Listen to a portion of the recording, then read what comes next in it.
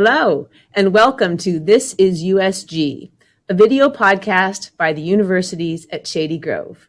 9 universities, 1 campus, great results. I'm Khademian, Executive Director of the universities at Shady Grove. USG is located in the heart of what some have called DNA Valley, where the life sciences industry and companies are changing the world with life-saving cures, treatments and technologies to improve health and the human condition. Today, the public microscope is focused on these companies more than ever as we seek in record time to advance cutting-edge tests, vaccines, and other solutions to eradicating the COVID-19 virus. Tonight, we have the great privilege of talking with the CEO of one of these amazing cutting-edge companies, Jeff Galvin, the CEO of American Gene Technologies.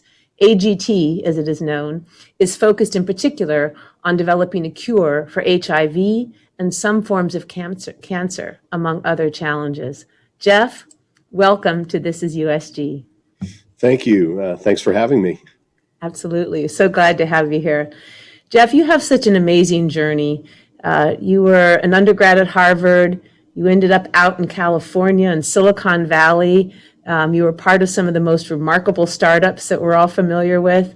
How did you end up back here in Montgomery County working on gene therapies and with AGT? Tell us a little bit about your journey and how you got here. Sure. Yeah, as you alluded to, I was a bit of a computer nerd in the early days. I actually was exposed to mini computers in junior high school back in the early 70s and fell in love with them. And that drove a lot of my interests and career up through teaching at Harvard and MIT and getting my undergraduate degree from Harvard in economics. But I did a lot of work in computer science, consulting, and a lot of programming and so forth. So I was recruited by Silicon Valley, Hewlett Packard, to go out there and start a career in software. And I pretty quickly moved over to Apple, and that lit my entrepreneurial urges because the reason I had fallen in love with computers was what it can do for ordinary people. I felt like it was going to remove a lot of the rote activities in life that I found to be the most boring and the most soul-crushing, adding numbers. And I could see how computers would eventually format all our documents, add all our numbers, start building all our stuff, start driving our cars, flying our planes, and we would be left to do the more creative things that really took intelligence and creativity, and that also felt the most rewarding. So that's what drove me about computers was bringing computers to everyone. And of course, Steve Jobs had that same vision.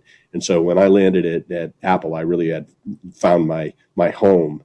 And I was the international product marketing manager for the graphics user interface. So I was flying all over the world and introducing this powerful new idea that people weren't that excited about in the industry. Everybody thought that the IBM PC was sort of the pinnacle of PCs, and it would never get any different than that. The C-line prompt. And Steve Jobs said, no, we can make this easy enough so that young children and your grandparents will be able to work these things. And that was what I believed as well. Anyway, fast forward a nice career at Apple, and then I went into startups, and I had some of them hit. And as a result, I ended up retiring at age 40. And I bought a house in Hawaii. I spent 5 years on the beach. And I'll tell you, retirement's fun for a little while. I recommend it, especially in your 40s.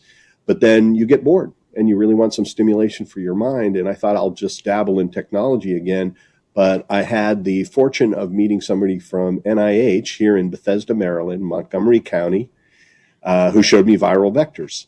His name was Roscoe Brady. Unfortunately, passed away in 2016. But he was doing cutting-edge research in lentiviral vectors, which are essentially HIV. You crack open HIV, you scoop out AIDS, the HIV genome, and throw it away. And what you end up having is an empty stealth bomber that can deliver any genetic cargo to any cell in your body, right?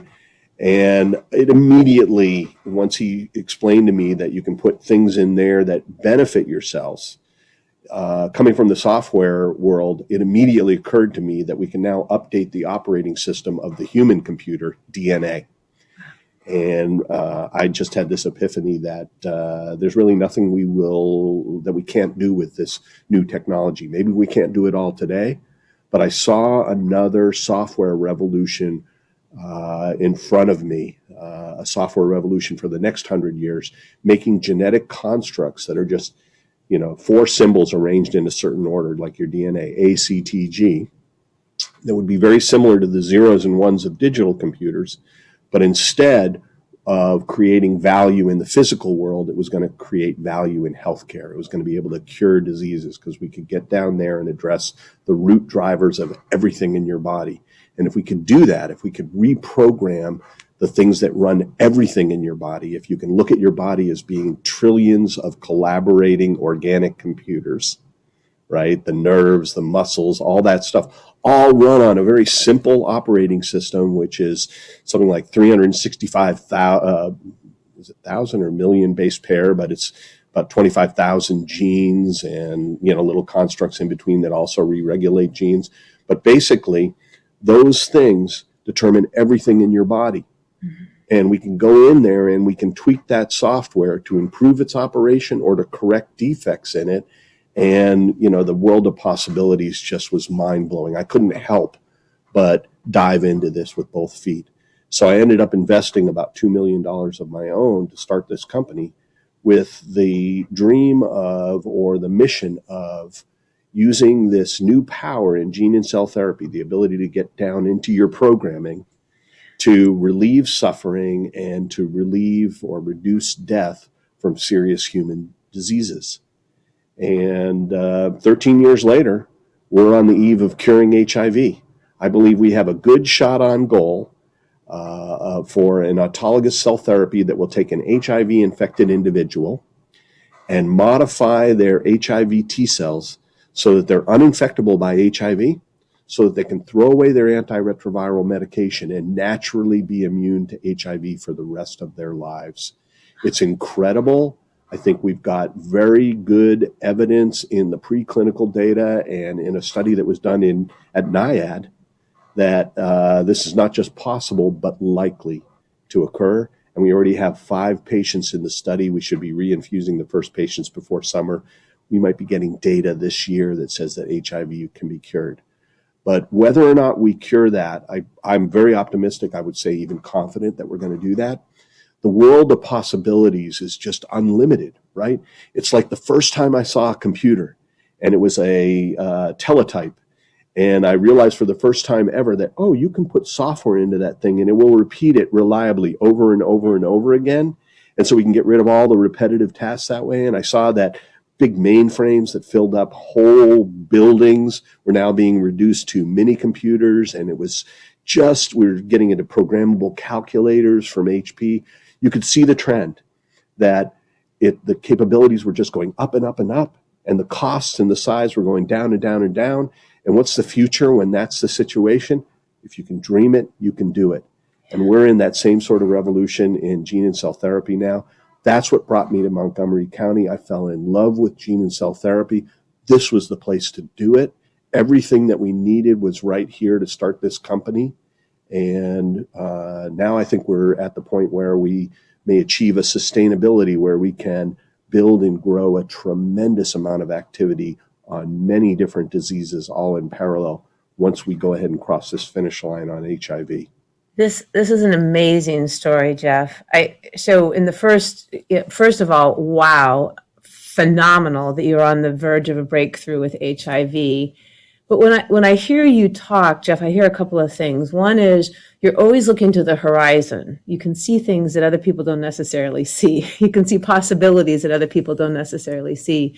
Another thing I hear is your amazing ability to take something incredibly complex and make it accessible to a lot of us. Not only in terms of the user interface that you were talking about with respect to Apple, something that everybody can use, but in terms of just being able to understand the complexity of something like gene therapy, gene technology, and in the early days of Apple as well, those things really stand out. The other thing that stands out for me listening to this story is just that you go from 0 to 60 very, very quickly, or maybe it's 120, I don't know. But in terms of being able to, get a company up and running, you clearly have an understanding of what it takes to get there. I wonder if we could talk a little bit more about your approach to how you build a company and your philosophy, because clearly you've got the secret sauce for doing this, and you're again on the verge of some very phenomenal things. I've been reading Jim Collins' Good to Great again, and going back because we're using his work for a lot of our strategic planning here at USG. And one of his first principles is first who. He says first people. The first thing you need is to have not only a level 5 leader, which somebody who puts mission ahead of all else, which I think clearly you are one of those visionaries. But who you bring on board is so important. I wonder if you could talk about how you approach, the first steps of building a company, and is it people first for you? Is that how you approach things? Yeah, for building the company, the people are the most critical resource. I hate the term human resource, like they're the water or the electricity or something like that. And I think that it is a horrible misnomer that is not just misleading, but it is demeaning as well. That to me, people are absolutely primary in everything. It is the creativity that can only happen in the minds of human beings that yield the breakthroughs that create opportunities to solve the greatest problems on earth. And it is clear to me that there is not some process for doing anything for creativity. It's not something that we can immediately assign to a computer. That is the thing that we want to preserve great minds for. And then the question is how do we maximize that, and how do we create environments where that can happen? Mm-hmm. So my basic philosophy is this, that if you have a really smart, highly motivated person, they can do anything. If you have a smart person, then, if you go ahead and if they're trained for something, they can probably do it competently. And then if you go ahead and you add, what is really the secret sauce to that smart, motivated person. So I went backwards and said, if they're just smart, they may not do anything great, right? If you have a smart, motivated person, they're probably going to do well. If you have a smart, motivated person that's passionate about the mission, then they have potential for greatness. So what I look for are people that have strong minds and that then bring self-discipline and motivation to that. And then I look for the ones that are particularly attracted to the AGT mission, because I believe if you bring enough people together that are smart, self-disciplined, motivated, and passionate about the AGT mission or any mission, then you have a organization that has the potential of achieving greatness. And when an organization achieves greatness, it changes the world. It's hard to do it as an individual, but if you get a group of people together, sort of that Margaret Mead quote, never doubt the ability of a small group of people to change the world. It's seldom anybody else that does. But those people are the ones that are passionate about the mission. And yes, a small group can do amazing things. We did it at Apple. I saw it time and time again, at many different companies. Never so much as I saw it at Apple. Apple was a mission-driven culture. We had passion for bringing computers to the masses, right? So, adding to your idea of who is going to do this, it is the why are you doing it? What is it that is striking you in here? And once you have the why, this is the Simon Sinek philosophy, then you can put around that, how are you going to do it? And then what do you want from everybody, right? That's how you build the company direction from the inside out. And that's what really engages people's heart in the mission. And that's where you get the maximum out of everything. So we have that here. And you were saying earlier, and thank you for saying this, and I hope that this is really true, that I have a vision for the future. I can see what will happen naturally from nature. And I also understand that the future occurs at the nexus of nature and human nature. So if you can bring together that team that can leverage nature, you can go ahead and steer that in a really positive direction. And that is my job. My job is, number one, to hold the vision of this company. Number two, to define the mission. The mission here, as I told you earlier, is to just relieve suffering, relieve death. Who wouldn't get behind that? You know, what person on earth doesn't have a stake in that mission, right? The why is incredibly powerful. Why we formed this company is incredibly powerful, incredibly attractive. And then this becomes a light that just attracts people. And the people that are attracted by that actually contact me in some cases, who come up to me after a presentation, those people are the ones that felt that fire in the belly when they heard that story, when I articulated that vision, when I articulated that mission. They said in their minds and in their hearts, oh, that's really attractive. Okay, then if they're smart, if they have powerful brains, and if they're willing to work hard, I call them AGT people, right? And we just try to find as many of those as we can. And, you know, around here, there's a lot of them. Yeah. You know, that's one of the beauties of Montgomery County. Well, we'll talk more about the USG students who get to become AGT people as well. We'll get there in just a minute. I wonder if you could talk a little bit about, was there a moment when you founded AGT? You know, you're plugging along. Is there a moment that was like a tipping point where, you know, you're pursuing this work on HIV, you're pursuing this work on cancer, you're not sure. I mean, you have a vision, you know, you're going to get there, but you're not sure. It hasn't clicked yet. Is there a moment where things clicked for you? Was there a particular breakthrough or a particular day or week that stands out for you in terms of getting to this point where you're on the verge of FDA, testing for HIV treatment? Or is it more of just a kind of gradual daily process? What does that look like inside AGT in terms of breakthroughs? Is it breakthrough and then kind of steady, or is it just a steady gradual roll of breakthroughs? Can you describe that for us? I think different people at AGT would see it differently because they came on at different times and they also bring different skills to the mix. And I find that almost everybody sees the entire company from their own perspective, and as a result, they tend to overestimate their functional area. Mm-hmm. But so there's been lots and lots of milestones. There's been lots of moments where it's just been really exciting. I mean, you can go ahead and you can look at my social media feeds, and you can see every once in a while something happens that just really, I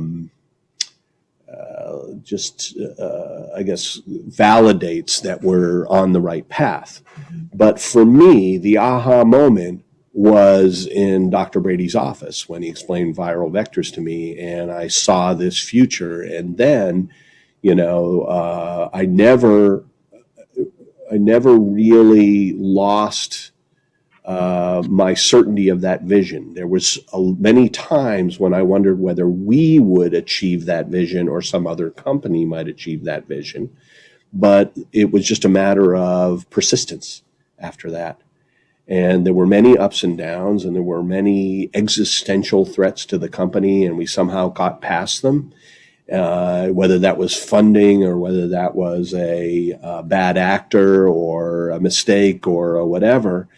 And every time we overcame a challenge, it was sort of that whatever doesn't kill you makes you stronger. And you also start to gain a lot of confidence that whatever life throws at you, whatever the industry throws at you, whatever challenges come your way, you'll somehow find a way to get past those. So from that original epiphany that I had about the future of gene and cell therapy and my understanding that this is exactly like computers and software, and that, the future is unbounded, that we have hundreds of years of value that we can offer to improving the lives of our fellow humankind. I just, I haven't really changed my vision at all, and everything has rolled out pretty much as I expected it to, the only difference being timing. Because I think that when you are an entrepreneur, it's a congenital defect that comes along with over-optimism. Because you would never take the risks of an entrepreneur unless you were not also an over-optimist. And so, yeah, everything that I thought we would achieve in 8 years, 7 or 8 years, has taken 13. But, when you look at sort of the points along the way, maybe the slope of the line was lower than I thought, but it was exactly what I thought we'd achieve. And the world is working out the way that I thought it would. So there wasn't a moment where I realized, oh, this is going to work. But there were many moments where I realized, oh, we're still on track. We're still in the game. Persistence is paying off. And there's not just, are we making some of the right moves? Am I attracting the right people and getting the right people in place? But there's some sort of serendipity, even though I'm not a religious person, I'm like, wow, it just, there's some sort of almost mystical good luck. Now, Edison or Sun Tzu said, luck favors the mind that is prepared, which goes right back to, building a strong, flexible mind, and you are going to be naturally lucky. Sort of, practice makes perfect. It was Jack Nicklaus said, the more I practice, the luckier I seem to get, right? And I think, same thing's true about the mind. These are all sort of from the, the same idea. So I don't think that things worked out because of some necessarily universal or mystical plan. But I think that I understood a trend in nature as Dr. Brady explained it to me, that I saw an opening and I understood enough about from my high school biology that when I saw this technology and came to understand this technology, I immediately understood what the potential trend of this whole thing was. And then, we just kept accruing, one step at a time until 13 years later, we're in the middle of this clinical trial. But, that's just the tip of the iceberg, right? So we may cure HIV. And what that will prove is two things. One is that HIV is curable and we've got that. Well, that's a big deal, right? That's a huge asset and it could mean tremendous economic activity right here in Montgomery County. But there's another thing, because underlying that particular project is the vision for the entire company, which was that when I looked at this 100-year software revolution that I thought was going to happen in the human computer, and I started to build a model about how to be the most efficient, productive company in that revolution, I just looked back at the last revolution and said, who was the most productive there? It was the platform companies, Apple and Microsoft. Yeah. And I said, we'll be the Apple and Microsoft of that. We'll be the mission-driven, creative culture of Apple, and we'll be the operating system, software operating systems company of Microsoft. So underlying this application, which cures HIV, is a platform of components that you can mix and match to cure a myriad of diseases. So just for example, if you take the HIV drug, what does it do? It clears HIV from your body by improving the HIV T cells so they can actually handle the pathogen in a way that you weren't naturally prepared to do. Yeah. All right. Well, we can do the same strategy with hepatitis B, human papillomavirus, herpes, Epstein-Barr, CMV, HTLV. So there's a huge number of applications that can be placed on top of some of those same building blocks of isolating a particular T cell, stimulating it with peptides in order to proliferate it in this blood sample, transducing it 95%. That's very unusual. We have patents on all of these things, and then culturing it up to enough T cells that that virus can be controlled in your body by reinfusing those T cells into you. Well, what's the difference between HIV and HTLV, human T-cell lymphoma virus? Very little. As a matter of fact, HIV was mistaken as a new form of HTLV when it was first discovered. So if we change the T-cell that we isolate, so instead of isolating HIV T-cells, we'd get HTLV T-cells, and we modify them in a slightly different way, the rest of the platform is exactly the same. So in curing HTLV, we're 80% of the way there on day one. Well, that's sort of like writing a word processor on Microsoft DOS and then moving over to a spreadsheet, right? Yeah. We have a built-in efficiency because we have a platform that nobody else has. We have familiarity with that platform that nobody else has. And we had the vision to develop that platform before we ran into the clinic. Yeah. So we have reduced the cost of making new drugs to a fraction of what it is for anybody else. So the proof of concept of curing HIV is a proof of concept of the whole platform. And it gives you confidence that we can cure all those other infectious diseases, but also there's a monogenic part of this platform and immuno-oncology part of this platform, which also gives you a lot of optimism or even confidence that we're going to cure, we could cure 7,000 monogenic diseases eventually, and we can cure every form of cancer eventually on this evolving platform. And we're never done with the platform, right? Microsoft didn't rest when they finished MS-DOS. No, they kept on looking out there and thinking about good ideas to incorporate in this, including looking at Apple and going, hey, the graphic user interface isn't as dumb as IBM says, right? And they were like, yeah, let's make Windows. They made it secretly in Japan while buddying up with Apple the whole time and, being a developer at Apple. And it actually came to light while I was at Apple at the Macintosh launch in Hawaii. Some engineers brought back this, sort of knockoff version of the Mac from Japan. Yeah. So, yeah. Yeah, I mean, this kind of parallel back and forth between the computer industry, software, all of the technology platforms, and the gene therapy is just phenomenal. It's so interesting. And, the passion that you bring to this, not only the clarity, but the excitement about it is really it's quite intoxicating. It really is. It really is exciting for all of us.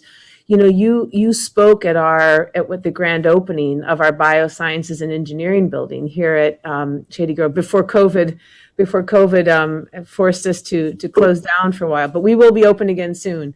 And as you speak to our students, you've visited a number of classes, and your vision is clearly something that just draws the students to the work. Our students come here to Shady Grove. They're extremely motivated. They really want to tackle problems, and you've given them that opportunity. In fact, in one of our conversations, Jeff, you used the term that a student coming out of USG is like an intellectual decathlete, and I just love that term. I think it's spot on, but it goes to the heart of the way you think about who is an AGT person as well, the kind of nimbleness of mind and things.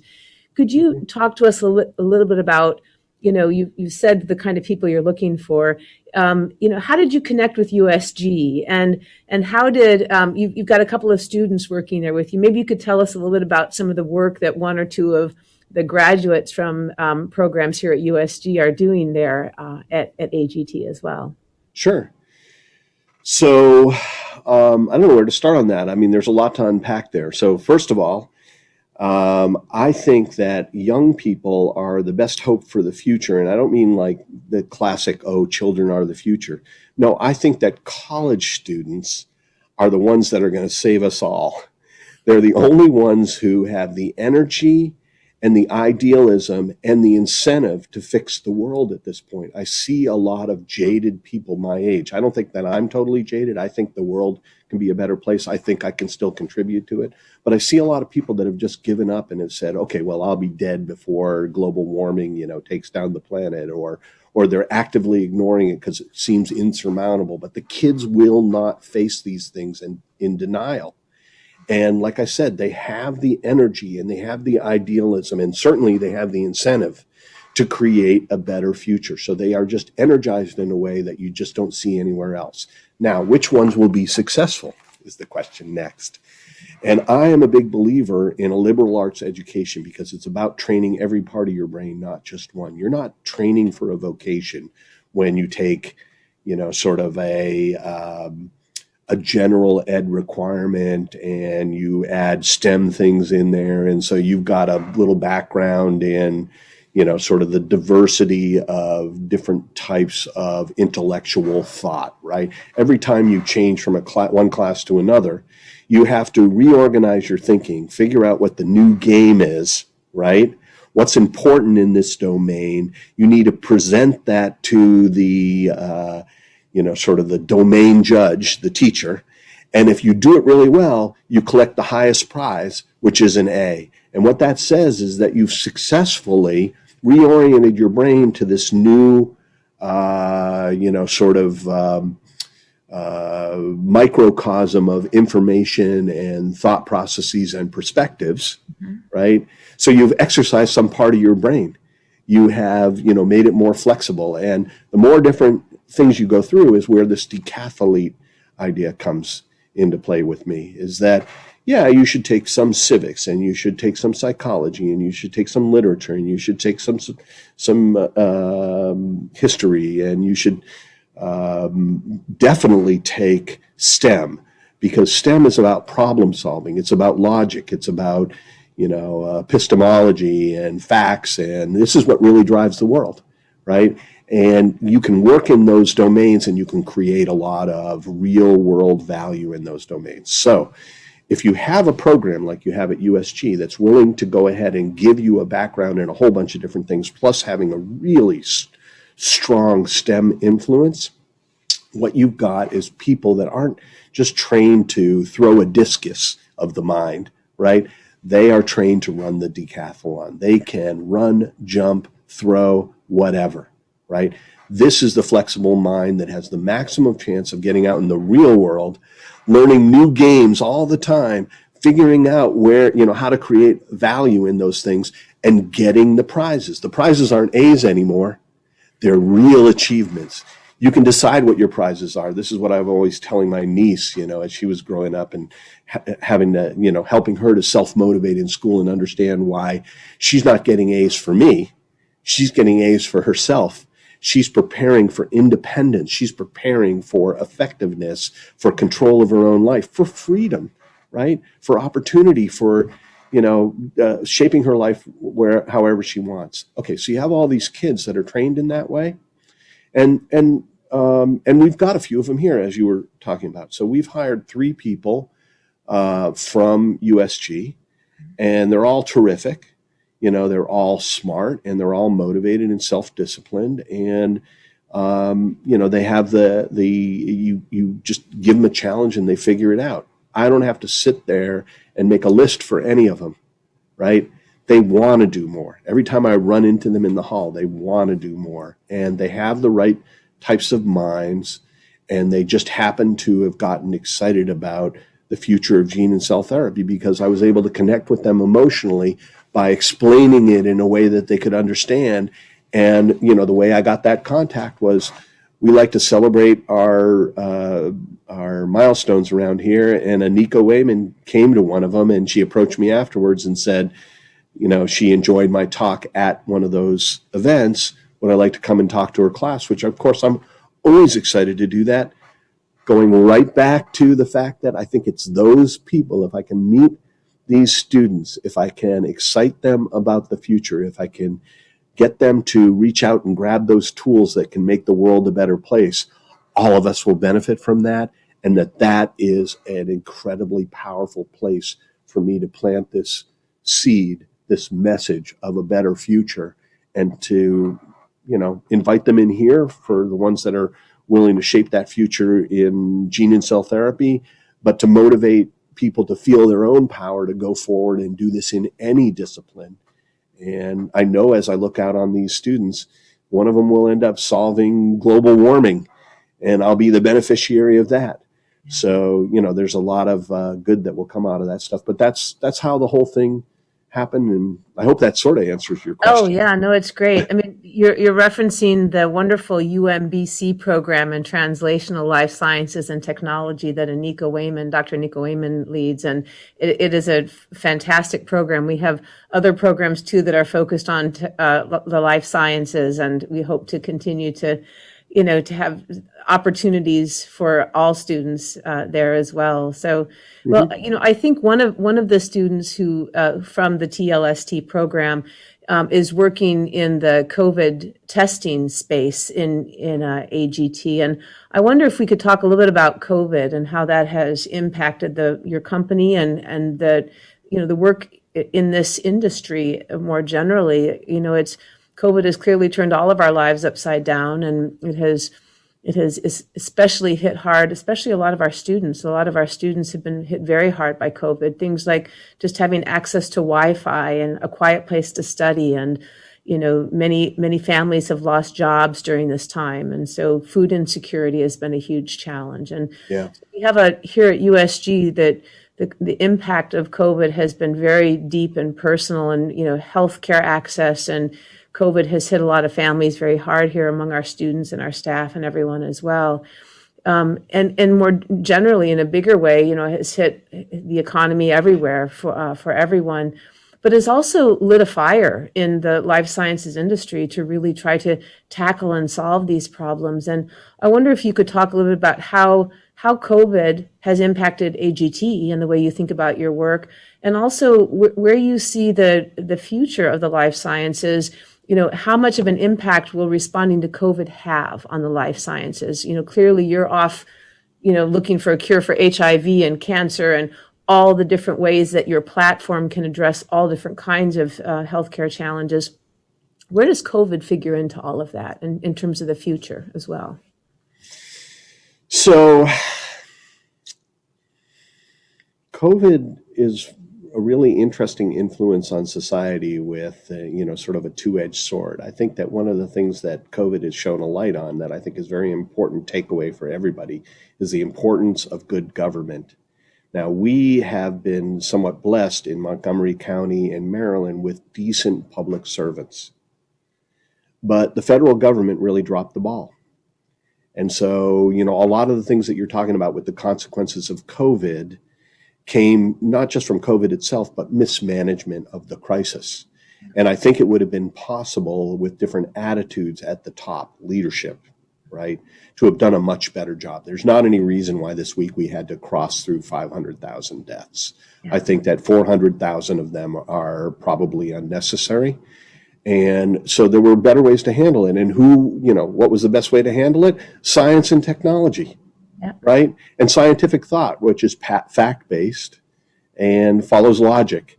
And, and that people have expertise that come out of USG and out of Harvard and Yale and Stanford and Johns Hopkins and University of Maryland and, right? But the point is that we have to be problem solvers. Okay. So how has AGT been affected by COVID? Not much. Why? Because we're problem solvers. Right? So one of the things I decided was all right, first of all, we have to figure out how to deal with it in the environment. So we social distanced and we wore masks and we just fought. We're virologists. We know about this stuff. And so we were able to go ahead and find sort of a happy medium. I also come from the IT space. So I was like, okay, we can't make people come in. And so we got to figure out how we got to collaborate. But I had everything in place already because I had been promoting the idea of remote working and having all of these collaborative cloud-based tools and video conference calls and all that stuff for years, and nobody would use them. And then all of a sudden they had to use them. This was, again, the positive side of COVID, is that think about all the inefficiencies that have been worked out of the system because we had to work them out of the system because we cannot get face to face. All right. Then I just looked for how do we make it better and better and better. And that's when I decided we need to start an internal COVID lab. I said, who understands molecular PCR better than a gene and cell therapy company? Nobody. I was talking to Mark Elrich one day and I was like, hey, why don't you just get all the biotech companies to go ahead and put up COVID testing, and we'll have so many tests that we'll know who's infected, we can trace, and we can, start helping get back to normal. And he was like, oh, I like that idea. There isn't any grand plan in Montgomery County to do it, but I was like, that doesn't mean we can't do it here. So we opened up a COVID testing lab. I get tested 3 times a week. I just self-swab, and I know after that test, which I get back in 4 hours, wow. It is the gold standard. It is RNA amplified real-time PCR that will detect down to 10 copies of viral RNA. If you come back negative from that test, you can go kiss your grandmother. It's that safe. Mm-hmm. And so we were able to build up more confidence that you could be in the hall with a mask on and you didn't have to worry that we were passing it around the office, and we can at least contact trace internally. Yeah. Then it turned out, just fortuitously, that because we're a COVID lab, we were considered a healthcare provider, and we became 1A on the vaccine, so everybody got vaccinated. I felt almost guilty about it, but yeah, we're handling COVID samples here. And so had this great internal testing, so we said, okay, let's take it externally. So we started offering it to doctors in the area. And now I had, just like AGT, I had a vision for this, and I couldn't do it all myself. So I got contacted by a USG graduate, or somebody who was just about to graduate. Can I say a name on this podcast? Yeah. Yeah. Tatina Sirac.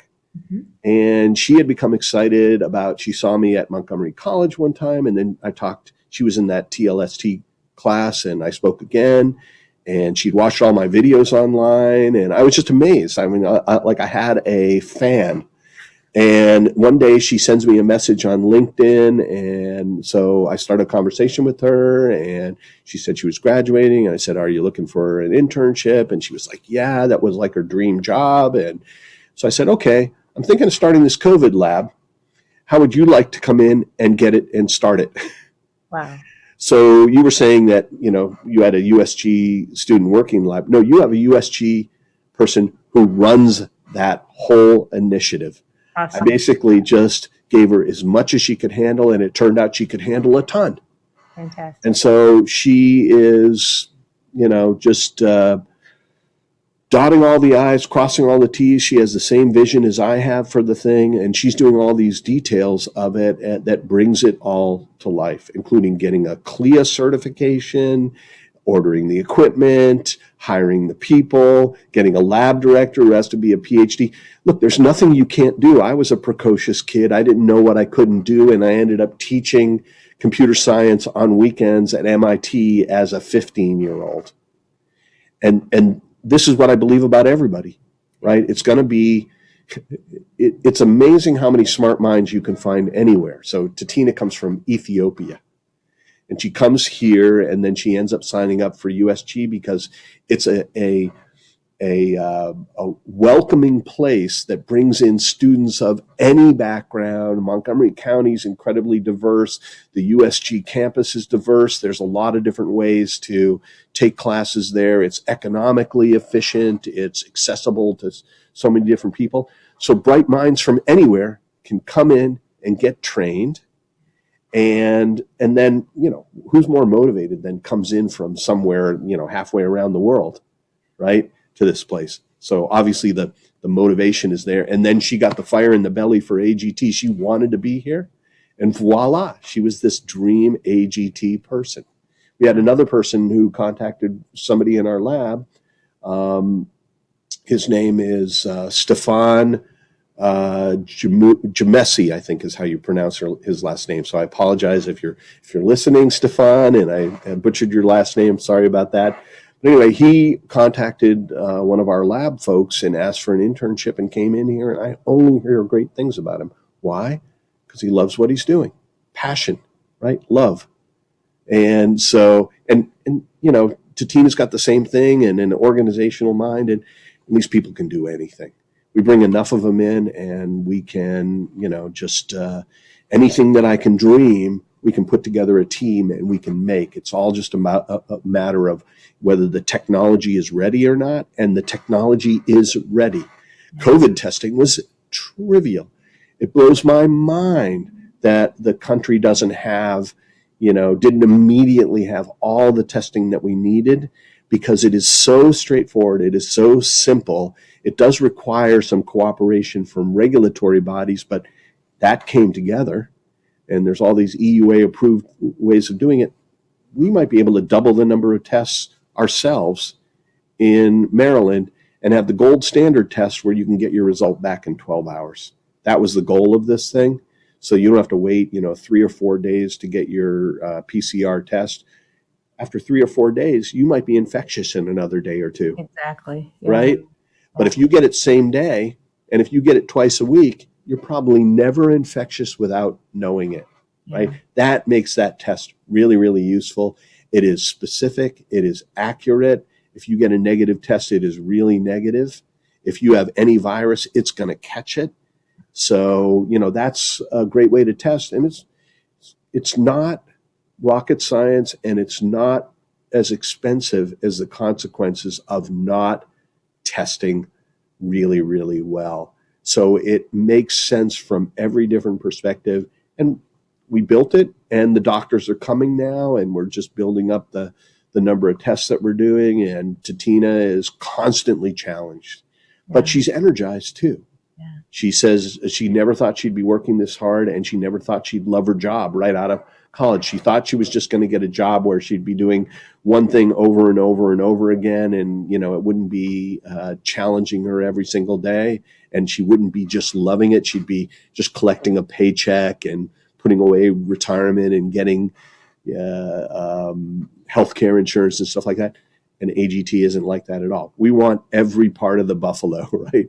We want, we want to get every bit of creative talent we can get out of you, every good idea, every effort that you're willing to, donate to the team. We want it all. And that's an exciting environment. Well, that's I think your leadership philosophy in a nutshell right there. Like, we want it all. We want all your energy, all your creativity focused on the problem with the passion and the fire in your belly. Jeff, this has been amazing. I can't think of a better conversation to highlight the opportunities for our students and, the possibilities of a student coming through USG.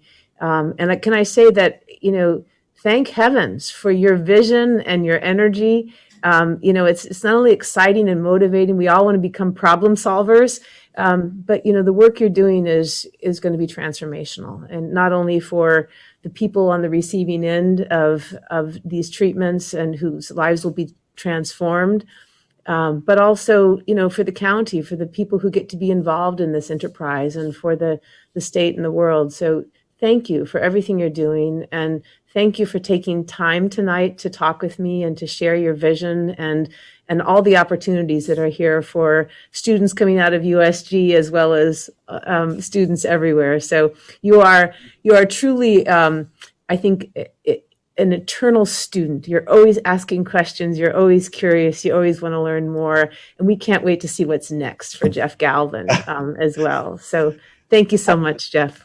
Well, thank you. It was a pleasure speaking with you, and this stuff's just fun for me. So, thanks for having me on your podcast, and happy to come back anytime.